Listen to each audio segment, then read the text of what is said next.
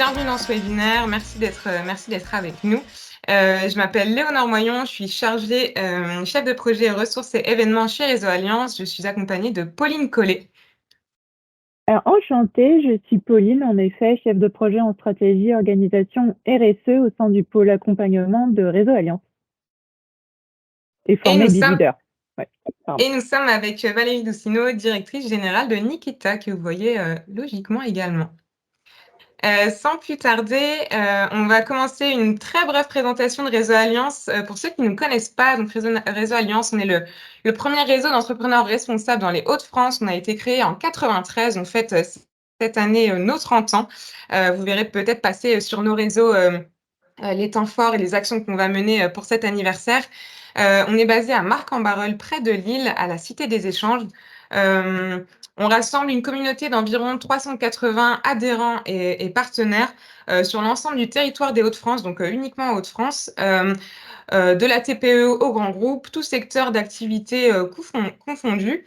Et l'objectif de notre réseau, donc Réseau Alliance, c'est d'améliorer l'impact social et environnemental des entreprises et des organisations qui composent la communauté. Comment on fait concrètement? Nous, on croit à la collaboration, à la co-construction. Notre objectif, c'est vraiment de connecter, de mailler les acteurs, de faire se rencontrer les personnes. On est pour le partage de bonnes pratiques et d'expériences entre pairs, donc sur notre territoire. J'ai oublié d'avancer les slides, mais voilà, vous voyez tout ça pour une transformation durable et efficace. Comment on fait? Alors, on a tout un tas d'expertises que vous voyez sur la slide: stratégie, organisation, environnement, climat, diversité, inclusion, mobilisation des parties prenantes, mobilité durable, innovation sociale, modèle économique innovant. Et pour ça, on propose à la fois des actions de sensibilisation. Tout au long de l'année, on propose environ une centaine de rencontres avec 2 événements phares qui sont donc le World Forum, donc le Forum mondial de l'économie responsable qui a lieu cette année à Lille les 21 et 22 novembre, et les Trophées de l'économie responsable qui ont lieu, enfin la cérémonie qui a lieu le 27 juin. Donc au-delà de ces 2 événements historiques de Réseau Alliance, on a vraiment, comme je vous le disais, une palette d'événements tout au long de l'année. Au-delà de ces actions de sensibilisation, on a également de l'accompagnement collectif. On anime plusieurs communautés d'acteurs autour des axes d'expertise que vous voyez sur la gauche, en capitalisant sur le retour d'expérience de nos adhérents, de vous, enfin des pairs tout simplement, pour favoriser les coopérations entre acteurs d'un territoire. Et enfin, en dernier, on a la partie accompagnement individualisé et personnalisé pour accompagner nos adhérents sur une ou plusieurs problématiques données. Voilà, pour l'ensemble des activités Réseau Alliance, j'ai essayé d'aller très vite. Pauline, je sais pas. Ouais, merci Léo. Du coup, je vais maintenant laisser Valérie se présenter et nous présenter Nikita également. Bonjour à tous, bonjour à toutes. Je me présente, donc Valérie Doucineau, je suis directrice fondatrice de Nikita. Nikita est une agence de communication qui a plus de 30 ans. Donc, quand on a été créé, Internet n'existait pas, j'aime bien rappeler ça. Donc, on a connu pas mal de changements. Est-ce que Mathias, tu veux éventuellement poursuivre ou on attend Valérie pour la très brève présentation de Nikita? Je ne sais pas Après, qui est le mieux. Je peux continuer un petit peu sur la présentation de Nikita. Donc, lui, une agence qui a plus de 30 ans d'existence, spécialisée dans la communication et la création de contenu pour les marques principalement. Et voilà, où on prend vraiment en compte cet impact. Nous, ce qui est important, c'est l'impact positif, c'est-à-dire qu'on doit créer quelque chose qui a un impact, qui ait du sens et donner vraiment un intérêt aux marques sur leur communication. Donc, on dit par la communication créative, tout simplement, parce que voilà, il faut que ce soit quelque chose qui s'oriente vers une nouvelle articulation, qui prenne en compte pas mal d'aspects, aussi bien environnementaux que sociaux. Et donc, c'est vraiment un positionnement fort qu'on prend, parce qu'effectivement, on est indépendant et on choisit vraiment nos clients de cette manière-là, en ayant cet impact vraiment positif pour l'écosystème complet. Me revoilà, je suis désolée, il y a... Pas de souci, Valérie. Bon, c'est bien. Mathias, il a pris le relais. Comme ça, on va passer vite. J'ai repassé rapidement. Je relaisse la parole à Valérie, du coup. Donc, rapidement, on va aller vite dans le cœur du sujet, mais ça fait un petit moment qu'on est connecté par notre métier aux enjeux. Et donc, ça fait, nous, on a une veille permanente sur tous les signaux faibles et ce qui se passe dans le monde et dans le comportement. Et donc, voilà, on a fait aussi des webinaires pas mal. On a aussi créé des communautés de réflexion sur des sujets de fond. Et aujourd'hui, on est certifié B Corp. Alors, sur le sujet, peut-être qu'on peut aller dans le sujet puisque vous m'entendez Oui, sans souci. Si, alors, on peut démarrer. Alors, nous, on avait une première question, c'était quel a été le déclic? Là, vous parliez de Bicop, mais quel a été le déclic et comment et par qui a été impulsé un petit peu tout ça au départ chez Nikita? Alors, le déclic, d'abord, ça a commencé par une introspection et beaucoup de lectures de documentaires, de webinaires sur l'état du monde. Je vous parle de ça, c'était en 2017-2018. Et avant de prendre conscience de tout ce qui se passait, les gens Covici et compagnie, hein, donc pas toujours des nouvelles qui n'étaient pas toujours bonnes, mais qui font réfléchir sur le sens de son métier. Et le déclic, ça a été aussi au World Forum. Donc je tiens à remercier Réseau Alliance pour ça, parce que c'était en 2019. Et là, il y avait pas mal de speakers. Il y avait Bertrand Picard à l'époque. Et il y a eu une présentation de Bicorp. Et en fait, rapidement, j'ai choisi Bicorp après m'être renseignée sur les autres labels. Pourquoi? Parce que, alors peut-être que tu peux mettre la slide, c'est pour plusieurs raisons. Bicorp d'abord a 5 domaines d'impact, donc aborde l'ensemble des sujets d'une entreprise, d'un acteur économique sur la gouvernance, la collectivité, l'environnement, les clients et les collaborateurs. Donc déjà, je trouve que c'est un label qui embrasse vraiment toutes les facettes d'une entreprise. Et ça désilote, parce qu'en fait là, c'est des domaines d'impact, mais c'est désiloté.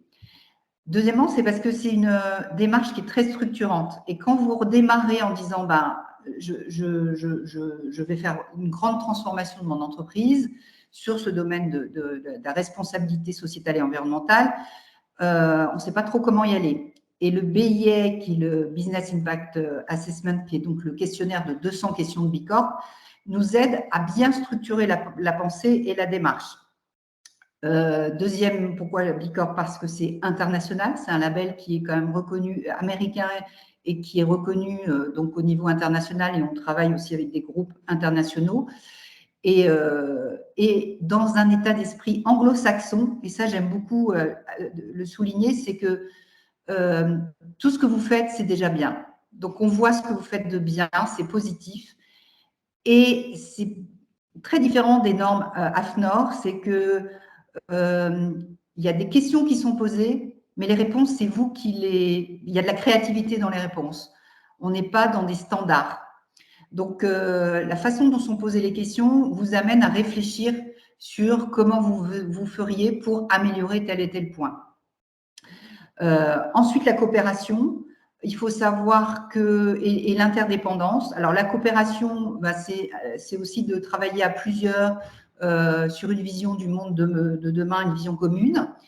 Je joindrai le dernier point qui est à droite, c'est quand vous êtes Bicorp, vous êtes certifié Bicorp, vous signez une charte d'interdépendance. C'est-à-dire qu'on prend bien conscience que nous sommes tous liés et que tout seul, on a beaucoup moins d'impact qu'à plusieurs. Et que plus on sera nombreux, plus les impacts iront plus vite et seront plus positifs rapidement.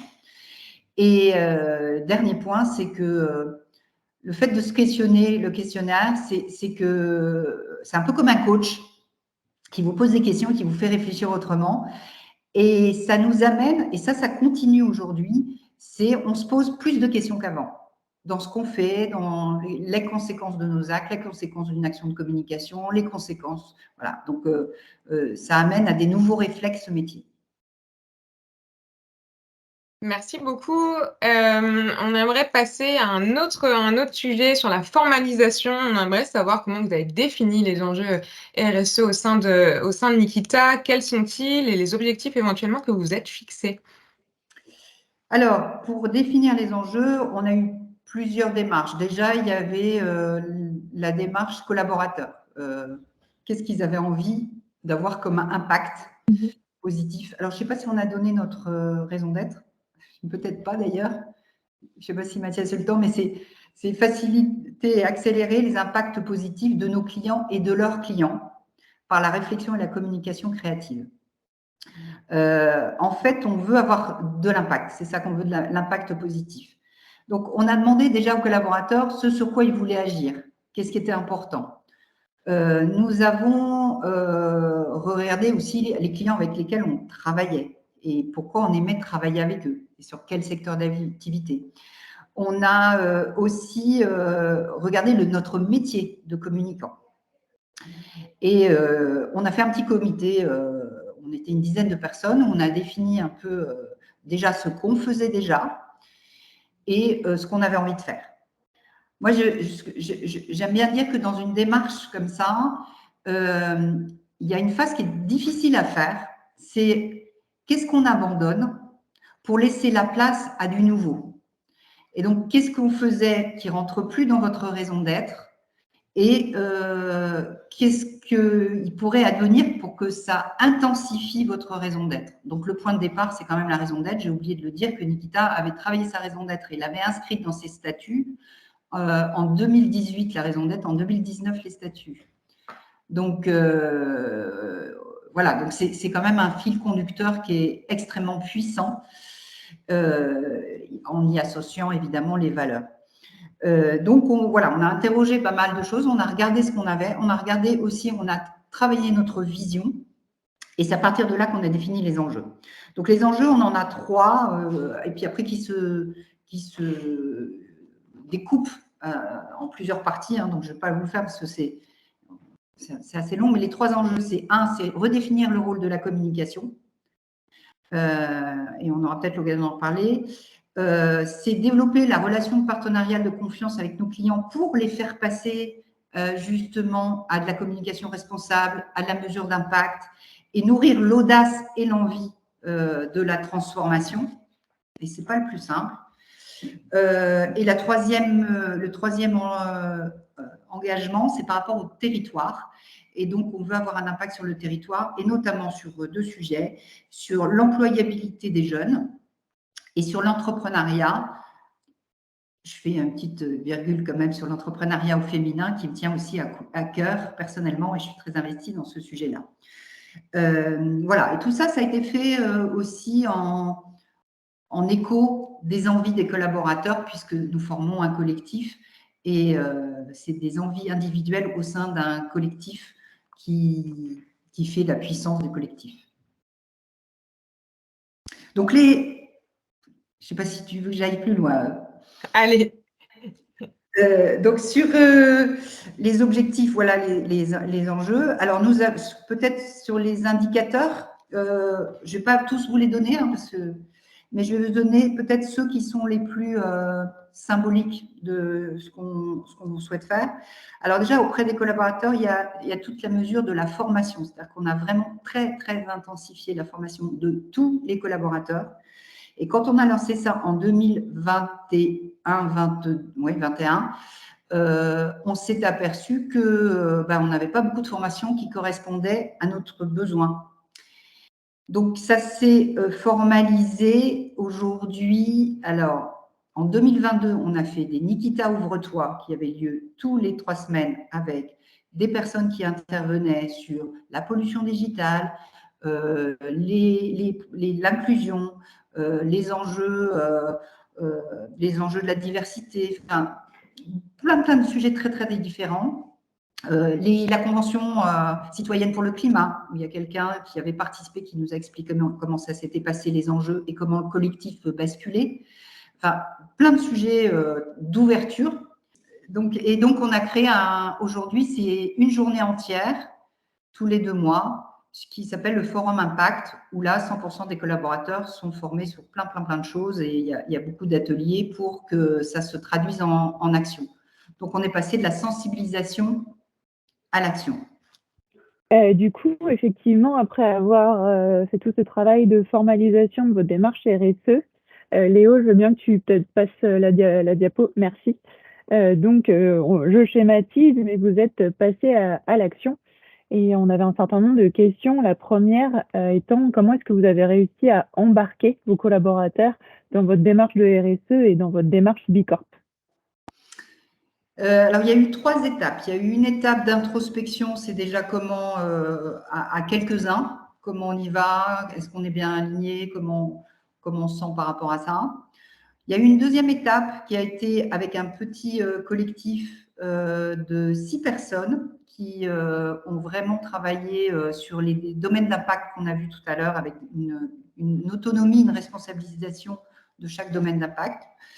Et pendant toute la démarche, alors le temps qu'on passe dans une démarche, quelle que soit la certification, est très bienfaiteur, pardon. C'est un temps bienfaiteur parce que on évolue, il faut faire évoluer nos systèmes de pensée. Et pendant ce temps-là aussi, on a beaucoup communiqué sur ce qu'on faisait. On a une lettre qui était dédiée à ça, sur les avancées, où il y avait parfois des ateliers ou des séances d'information en cours de route pour embarquer petit à petit les collaborateurs.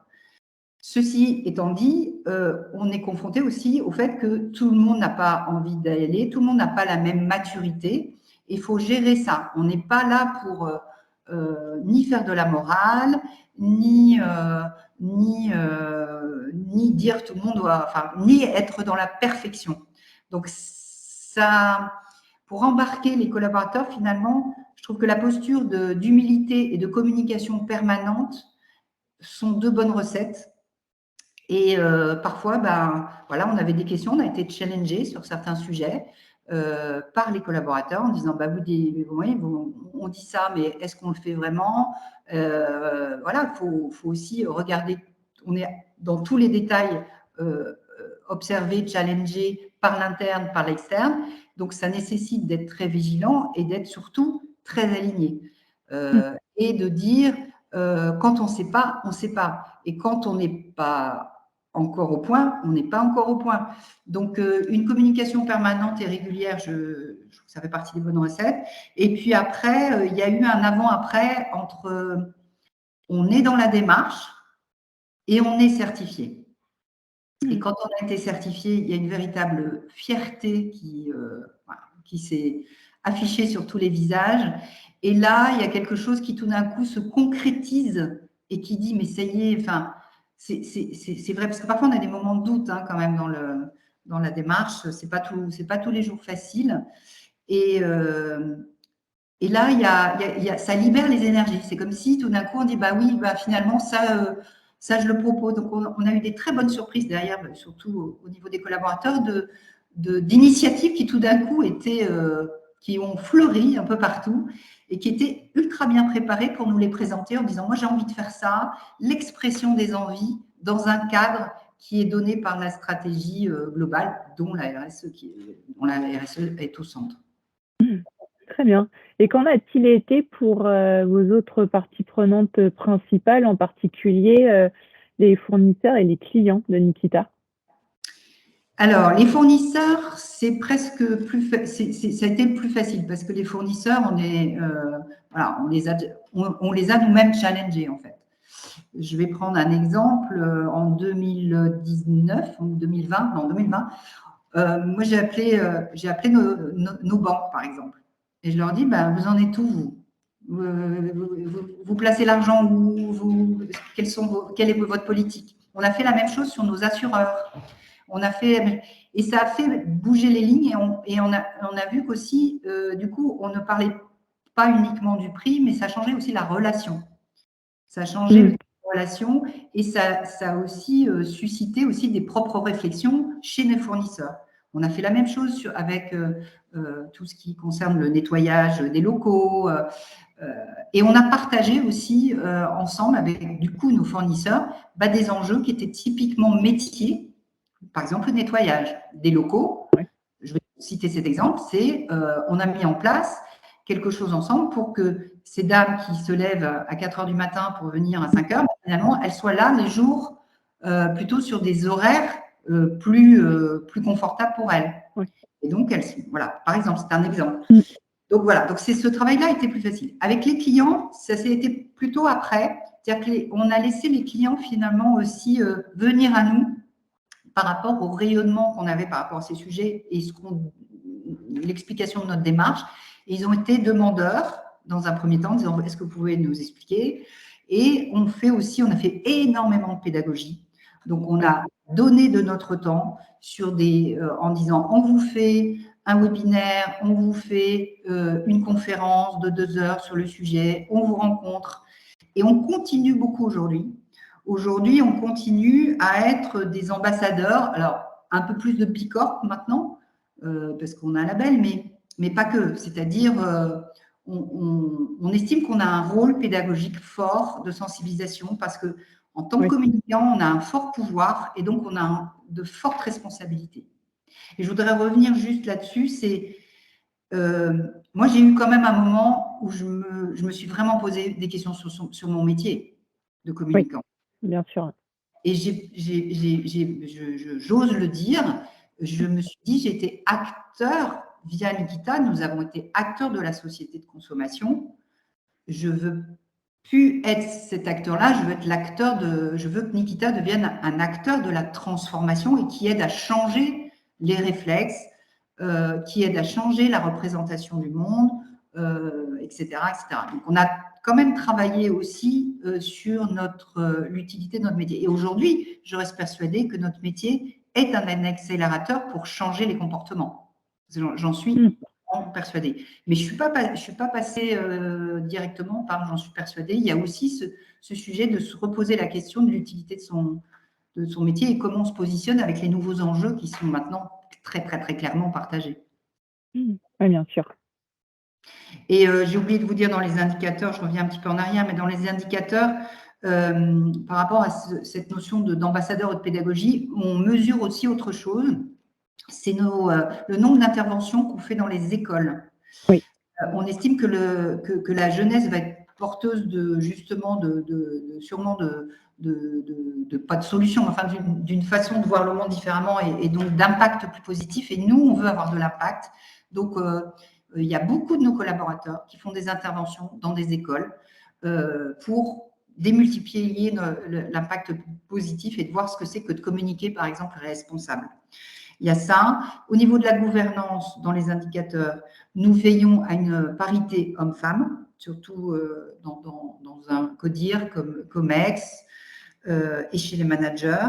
Nous mesurons aussi nos refus de business, des appels d'offres qu'on refuse ou des sollicitations qu'on refuse parce que la société, c'est pas parce qu'elle est vertueuse ou pas, hein, c'est pas du tout une histoire pas du tout ça, c'est plus sur est-ce que vous avez envie de bouger ou pas? C'est plutôt ça. C'est est-ce que vous avez envie de bouger? Est-ce que vous êtes OK pour être challengé? Est-ce que vous êtes OK pour changer des choses?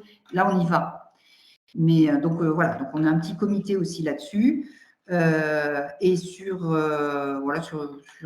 la partage de la valeur aussi, c'est un vrai sujet. Hein, c'est partager la valeur. Et donc, aujourd'hui, on a un pourcentage de notre résultat qui est distribué à une association. Et l'association, elle est choisie par les collaborateurs qui, en plus, donnent de leur temps. Voilà quelques exemples. Vous l'évoquiez là très brièvement sur quelques sujets, sur l'aspect prise de recul. Est-ce que vous avez d'autres éléments à nous partager sur les risques et les opportunités à formaliser cette stratégie? Est-ce que vous avez des exemples concrets à nous partager? Et après, dans un second temps, peut-être si on arrive à chiffrer et mesurer les impacts directs et indirects. Est-ce que vous pouvez nous parler de ça? Alors, la prise de recul, risque-opportunité. Alors, c'est plus facile quand on regarde en arrière que quand on est dedans. Donc, sur la prise de recul, alors là, j'ai parlé personnellement. En tant que dirigeante, et après, je parlerai au nom de l'agence. Mais personnellement, moi, ça m'a replongé dans une nouvelle motivation de créateur d'entreprise. C'est-à-dire que ça redéfinit un nouveau cadre. Et en fait, on se dit, ben, ce n'est pas une page blanche, hein, c'est un nouveau chapitre. Mais il faut quand même, et on retrouve le risque, la prise de risque sur certains sujets, l'audace de tester des nouvelles choses qui peut-être ne marcheront pas, mais peut-être qu'elles marcheront aussi. On retrouve cette énergie du créateur ou du dirigeant qui a aussi une prise de risque et dont le mot audace fait partie ou risque fait partie de son quotidien. Ça, c'est une première chose. Les opportunités, en fait, moi, je les ai vues, je les pressentais, on les pressentait même avec le collectif, mais on n'en était pas certain. Donc, en fait, il y a une chose pour moi qui est importante, c'est qu'on soit tous alignés sur ses convictions. Et c'est ça qui donne de la force. On dit, bah, ça, on renonce à ça. On a appris à dire non. On a appris à dire je ne sais pas. On a appris à dire, on prend et plus souvent qu'avant, là, on prend un risque, mais on y va. Dans le mode de fonctionnement, finalement, avec la prise de recul, je me dis, ça nous a aidé à changer notre mode de fonctionnement dans les prises de décision. D'abord, prise de décision, on a 3 leviers, enfin 3 critères de décision qui sont interdépendance, et toute décision est passée au prisme de l'économique. Je veux dire, il faut quand même gagner de l'argent. Nous sommes une agence indépendante et nous devons faire vivre 50 personnes. L'humain, tous les conséquences sur l'humain au global, interne, externe, et le sociétal, environnemental. Donc, ça a changé aussi ça. Dans les risques, c'est quand on abandonne quelque chose. Je vous parlais de clients, on s'est dit, il y a des gens avec qui on va moins travailler, il y a des gens avec qui on va plus travailler, mais ceux qu'on va avoir plus à travailler, il faut les attirer, il faut qu'on se reconnaisse, il faut qu'ils sont dans le même état d'esprit que nous, et ça va prendre du temps, et donc on a des phases transitoires qui sont moins confortables que d'habitude. Donc, c'est retrouver l'envie de prise de risque. Et puis, sur les opportunités, il y en a une très, très belle, c'est que c'est la marque employeur. C'est la marque employeur. L'opportunité, c'est un moment quand vous parlez avec les tripes, quand vous parlez avec alignement et que l'ensemble des collaborateurs respirent et vivent des expériences qui sont engagées, forcément, rien qu'en rentrant dans l'agence, quand on a un candidat qui arrive pour un poste, il le ressent tout de suite. Ça se ressent, ça se vit, voilà. Et tout de suite, ça crée une relation qui est complètement différente. Et ce type de relation, d'ailleurs, elle existe auprès des fournisseurs, des clients. Ça change aussi la relation qui, pour moi, elle est moins dans l'ego, plus dans l'authenticité. Donc ça, c'est une belle opportunité. Et puis les opportunités, alors ça, c'est Bicorp aussi. Bicorp, on rentre dans une communauté et on signe une charte d'indépendance, ce qui veut dire aussi que dans des appels d'offres, dans des consultations, forcément, il y a un supplément d'âme quand on est entre entreprises certifiées Bicorp. Donc, c'est aussi une opportunité, même économique, de travailler ensemble. Enfin, pour compléter peut-être ce que vous disiez, est-ce que je peux mettre juste les petits, cette slide, si vous voulez la décrypter. J'aime bien la partager parce que c'est une étude qui a été faite sur, alors pas seulement, ça a été faite par Engagé RSE, qui est un label. C'est suite à une labellisation, quels sont les avantages qui sont vécus par les équipes de l'entreprise concernée. Donc, par les équipes ou par l'entreprise elle-même. Donc, il y a quand même… Et puis, quand vous regardez, ce qui est impressionnant dans le schéma, c'est les scores. Ce n'est pas 50%. C'est 90% disent « ça a amélioré l'image de mon entreprise auprès de mes salariés ». Il y a 93% qui disent que ça a amélioré l'image auprès des organisations, des fournisseurs, des partenaires. Il y en a 93% qui disent que ça crée une dynamique interne nouvelle. 93 propositions de pistes d'amélioration pour progresser durablement. Ça, je le relie aux initiatives collaborateurs qui, tout d'un coup, vraiment trouve un terrain d'expression très fort. Une réduction des consommations énergiques, ou en haut, c'est le cas, puisque évidemment, nous avons checké tous nos fournisseurs de flux énergétiques et nous gérons ça de façon plus sobre, avant qu'on nous le dise au niveau du gouvernement. Meilleure crédibilité de la démarche RSE et des actions, forcément, et l'amélioration des conditions de travail. Oui, et ça j'ai oublié de le dire dans les indicateurs, nous investissons tous les ans une partie de notre résultat dans l'amélioration des conditions de travail par rapport aux besoins des collaborateurs dans le mode de fonctionnement. On a par exemple mis un abri vélo, on a mis une cuisine, enfin voilà, là on va aménager le jardin, bref, pour que le lieu de vie de travail soit un lieu d'épanouissement. Et ça compte beaucoup parce que quand on est dans notre zone de plaisir et d'épanouissement, on est aussi dans notre zone d'efficacité. En termes de business, tout à l'heure, vous nous évoquiez un taux qui était assez impressionnant, alors qui est variable selon les différents labels, certifs et niveaux d'engagement. Mais est-ce que vous pouvez nous en parler un petit peu sur ça, sur les impacts en termes de business? Alors aujourd'hui, nous, on ne l'a pas encore chiffré, mais j'avais envie de vous partager, pareil, c'est d'une étude. Là, c'est tout label confondu. Le label, l'obtention d'un label, donc RSE, a des impacts sur la rentabilité de l'entreprise et le chiffre d'affaires, puisque là, c'est plus en termes de chiffres, c'est un label Bicorp, c'est plus 14% de C1. Le label EcoVadis, c'est plus 8,5. Plus 8,5. Et en moyenne, sur les petites et moyennes entreprises, c'est plus 1,6% tout label, parce qu'après, il y a tous les labels qui sont AFNOR ou RSE engagé, etc. Mais, et je pense que le Bicorp fait un bon score comme ça de plus 14 par rapport à cette communauté qui communique beaucoup entre elles sur les enjeux, les problèmes qu'ils ont au fil du temps, parce qu'on rentre dans un processus d'amélioration continue. Et cette interdépendance fait que tout de suite, ça se concrétise en chiffres en chiffre d'affaires finalement. Ok, merci. Du coup, on va enchaîner un peu sur le mot de la fin avant de laisser la parole à l'ensemble de nos participants. C'est en fait ma dernière question, tout simplement, c'est quels sont les enjeux selon vous de l'agence de communication de demain et comment Nikita a décidé d'y répondre? Alors, on en a encore plein. C'est ça qui est. On en a encore beaucoup. Alors, je vais vous en citer, je crois, 5.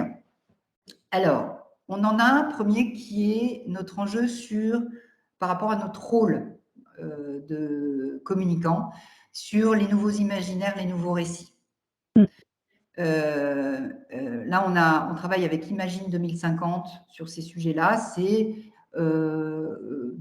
On est quand même des producteurs d'images, producteurs de mots. Comment on raconte un monde viable demain?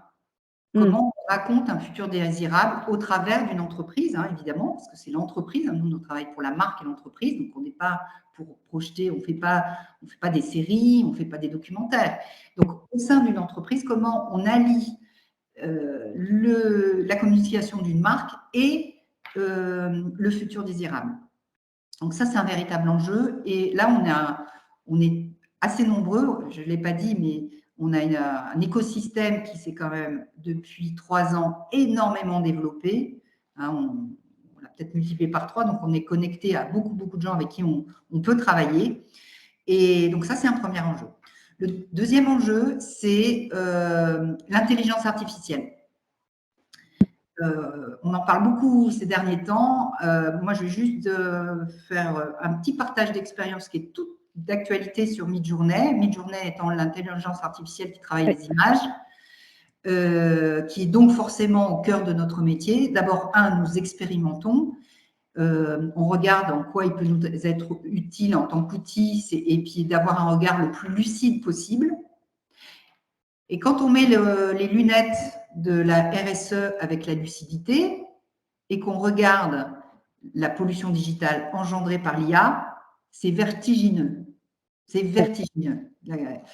Je ne sais pas, on va pousser un petit peu plus loin, mais on a discuté avec quelqu'un qui est vraiment expert dans Midjourney, qui parle de génération, de production de 36 000 images qui sont faites sur des serveurs. Imaginez ce que ça coûte en énergie.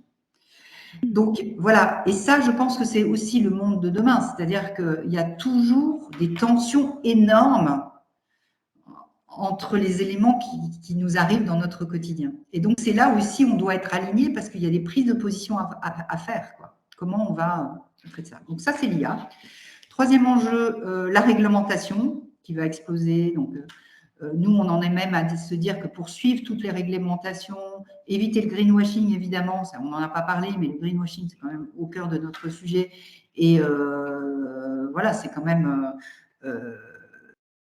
un sujet où il faut aussi être très pointu sur la réglementation. Donc, pourquoi pas aussi avoir quelqu'un, ça peut entraîner chez nous d'avoir des recrutements différents et peut-être quelqu'un qui sera spécialisé sur le juridique. Donc, vous voyez les impacts que ça peut avoir. Les réflexes métiers, j'en ai rapidement parlé tout à l'heure, mais quand on a des réflexes métiers de créatifs depuis 10 ans, ben, ils sont complètement en train de changer. Donc, il y a tous ces sujets-là. Et là, on est très avancé. C'est vraiment notre enjeu 2023. On est très avancé sur le sujet.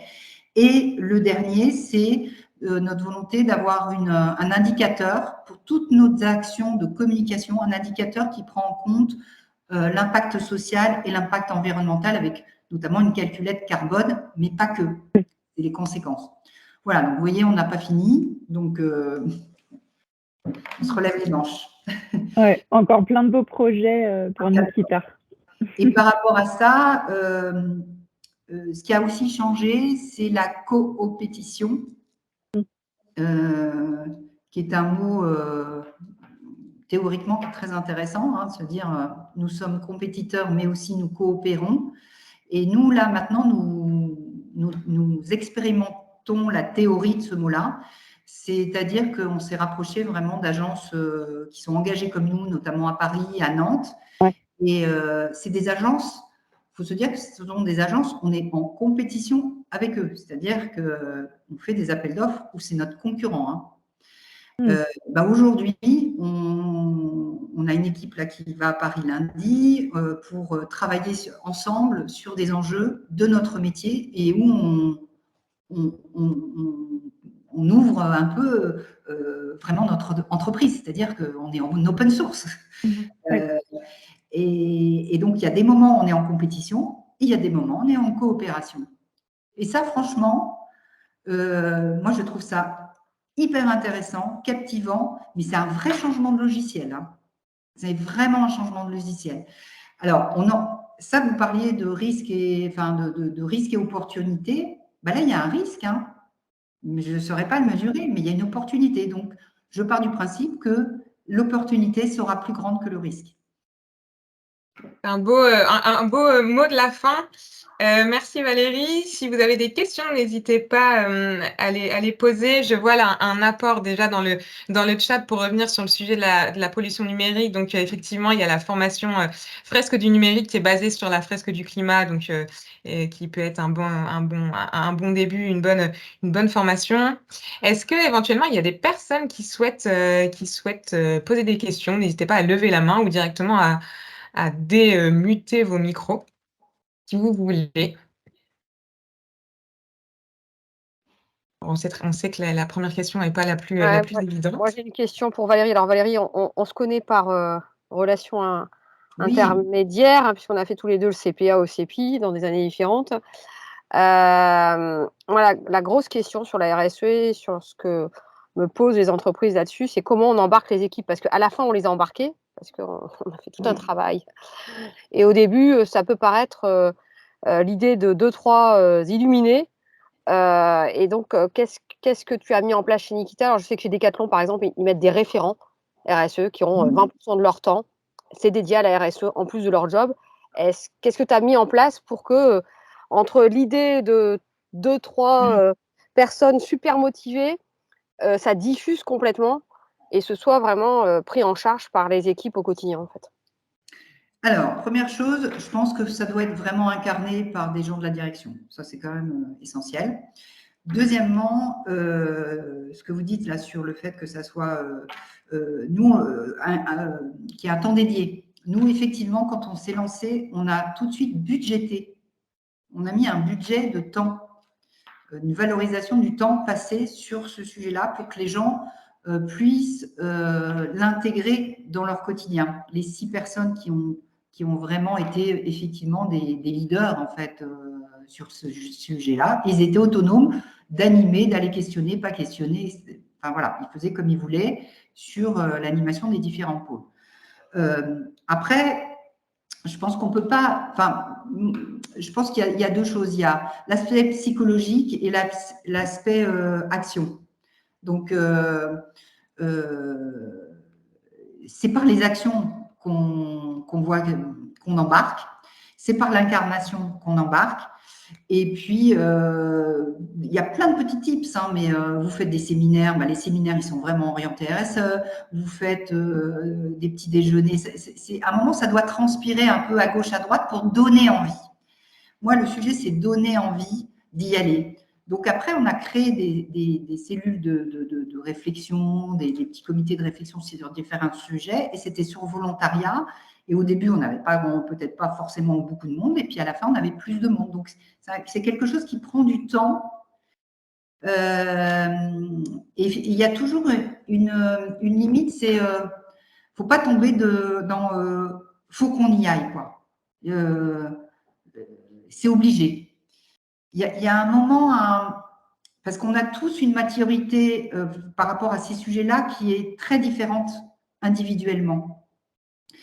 Et puis après, il y a des actes symboliques. Je parlais des séminaires, mais il n'y a pas que ça. C'est nous, quand on a commencé à refuser les premiers clients, là, les collaborateurs, ils ont dit, ah ouais, ok, c'est vrai.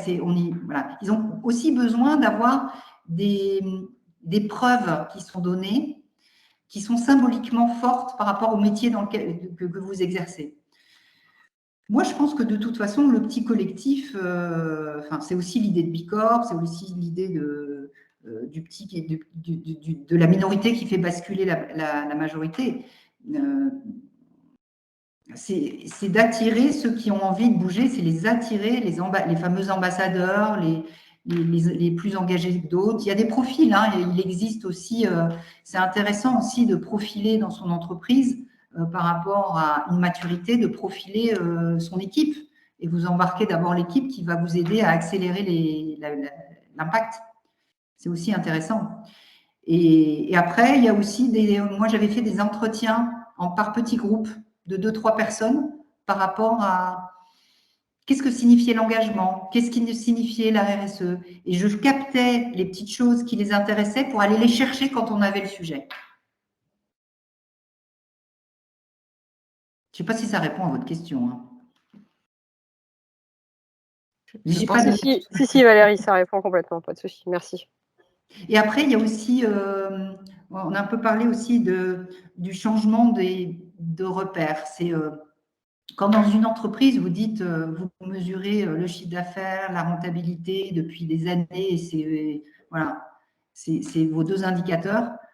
Forcément, quand vous allez passer dans la RSE, rien que de partager les nouveaux indicateurs avec tous les collaborateurs, il y a des petites choses comme ça, ça fait que ça fait évoluer la mentalité aussi au global sur ce qui est important pour l'entreprise. Est-ce qu'il y a éventuellement d'autres questions? Sur les indicateurs, je me permets pour revenir sur ce sujet-là parce que ça me vient à l'esprit, c'est aussi quand vous partagez les indicateurs, c'est sympa quand il y a des collaborateurs qui disent moi cet indicateur-là, il me parle, j'ai envie d'y participer. Je parle, par exemple, je vais vous donner un exemple sur l'éco-conception. Sur l'éco-conception, il y a des gens en création qui ont dit mais moi j'ai envie d'y contribuer quand je fais des reportages photos, quand je fais du studio photo, je vais travailler. Voilà, c'est aussi d'aller, c'est peut-être une réponse aussi plus pragmatique, mais c'est aller dans les cœurs de métier des gens. C'est qu'est-ce qu'ils font au quotidien et faire le lien entre ton quotidien et les indicateurs de l'entreprise ou les enjeux de l'entreprise. Quel est le lien? Quel est ton levier d'impact personnel que tu peux avoir toi parce que tu es responsable administratif et financier, parce que toi, tu es à l'accueil et tu accueilles et tu organises la vie de l'entreprise, enfin, la vie des collaborateurs et l'accueil des clients, par exemple. Enfin, il faut que ça soit un moment tangible. On a aussi un peu la réflexion inverse, et ce serait peut-être, enfin pas la réflexion inverse, mais l'objet d'un prochain webinaire ou d'une autre réflexion, c'est à l'inverse. Quand on a un collaborateur ou un groupe de collaborateurs engagés, convaincus, comment à l'inverse porter auprès de sa direction? Alors toi, forcément ça vient de toi, donc c'est bien descendu et avec une conviction forte du dirigeant, ça descend bien. Mais voilà, comment le collaborateur ou le groupe de collaborateurs peut impulser ça, c'est un gros défi qu'on a. Ça, c'est un gros défi. Alors, je peux pas témoigner sur ce sujet-là, mais c'est vrai, dans les partages que j'ai, souvent, quand il y a des collaborateurs qui disent que ça, c'est vraiment difficile, quand ils n'arrivent pas à remonter, quand les initiatives, elles sont prêtes à être menées, qu'il y a cette énergie de la transformation, mais qu'elle est regardée avec un œil un peu différent. Après, faut que ces dirigeants-là, ils aillent dans des collectifs et qu'ils soient des collectifs de dirigeants qui fassent bouger le dirigeant. Oui, le sujet est vaste et le champ des possibles l'est aussi. Est-ce qu'il y a éventuellement d'autres questions, interrogations? Je regarde peut-être dans le chat. J'ai une sur question. Ça, Léonie. Oui, pardon. Je veux juste compléter sur la question de Léonore, tu disais dans ce sens-là.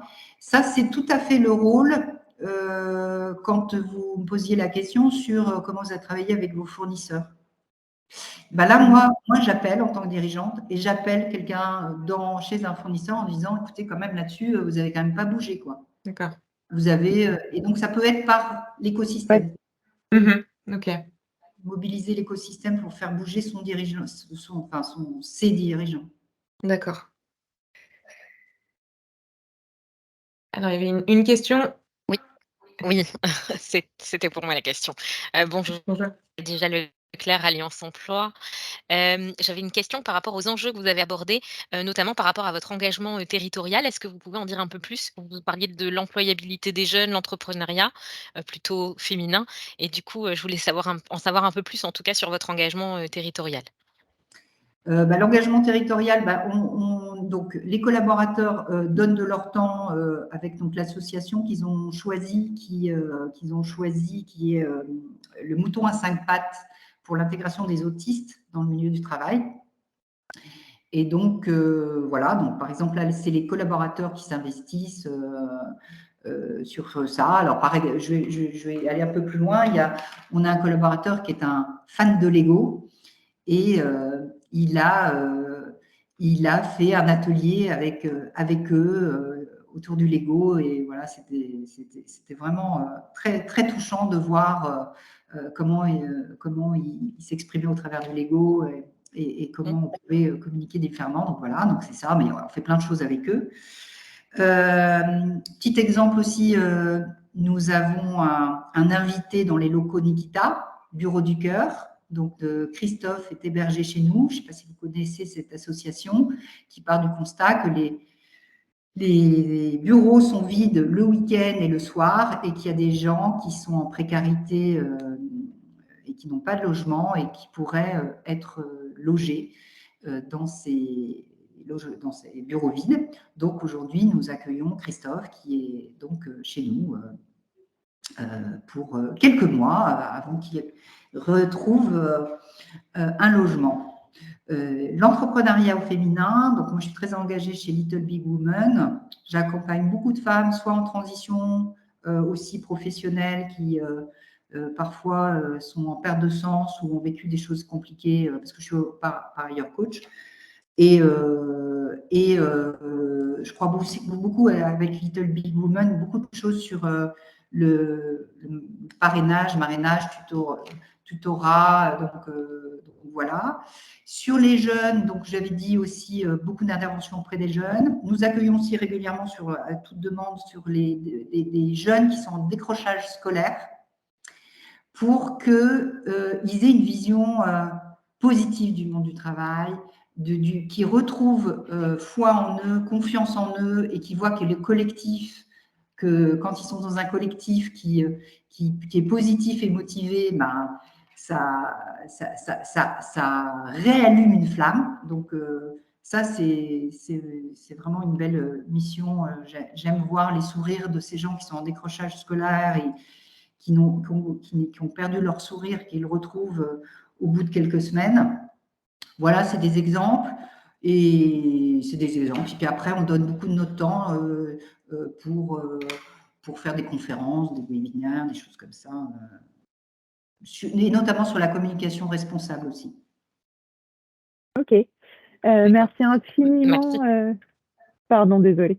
Merci infiniment déjà pour vos questions et merci infiniment à Valérie et à Nikita d'avoir répondu à toutes nos questions. C'est des échanges vraiment très inspirants et je vous propose de conclure ce webinaire sur les prochains rendez-vous et événements de Réseau Alliance. Courant juin 2023, donc incessamment sous peu, vu qu'on est le premier, on va lancer notre nouvelle promotion d'entreprise du programme d'engagement Bicorp de Réseau Alliance, parce qu'en collaboration avec Bilab France et la société Corporate for Change, on a développé un programme d'accompagnement qui justement accompagne les entreprises qui le souhaitent à se challenger comme Nikita grâce au référentiel et à la méthode d'évaluation Bicorp et aller vers le label Bicorp dans un second temps si elles le souhaitent. Donc si ça vous intéresse, vous pouvez me contacter directement ou vous inscrire en ligne sur la page agenda de Réseau Alliance. Le 12 juin, à la Cité des Échanges a lieu l'événement Lille for the Planet en partenariat avec Team for the Planet. Donc pareil, un bel événement auquel on vous invite à participer si vous êtes disponible. Le prochain webinaire de Réseau Alliance a lieu le 15 juin. Et le thème de ce webinaire, c'est valoriser l'individu pour booster la performance. Donc, très beau sujet également. Le 20 juin a lieu la rencontre adhérents et partenaires, mais aussi l'Assemblée Générale 2023 de Réseau Alliance. Donc, en tant qu'adhérents à Réseau Alliance, vous êtes tous invités à participer à cet événement qui permet déjà de rencontrer l'ensemble de l'équipe de Réseau Alliance, mais aussi l'ensemble des autres adhérents à Réseau Alliance. Et si vous êtes intéressé par l'adhésion à Réseau Alliance, de même, n'hésitez pas à nous contacter, Léonore ou moi. On sera ravis de vous accueillir au sein de notre écosystème. Et enfin, le 27 juin a lieu la soirée de remise des trophées de l'économie responsable 2023. Les trophées de l'économie responsable fêtent leurs 29 ans cette année. Et depuis 29 ans, les trophées récompensent, valorisent les entreprises et les organisations qui ont une démarche RSE particulièrement engagée dans les Hauts-de-France. Et donc, le 27 juin, à la Cité des Échanges également, vous pourrez du coup participer, si vous le souhaitez, à la soirée de remise des prix des lauréats de cette année. Donc, merci à tous pour votre participation. À bientôt, j'espère. Et puis, bonne fin de journée. Merci beaucoup. Merci Valérie. Merci Pauline. Et merci à tous. Merci à tous. Merci à tous. Bonne fin d'après-midi. Bonne journée. Au revoir. Au revoir. Merci, au revoir. Au revoir.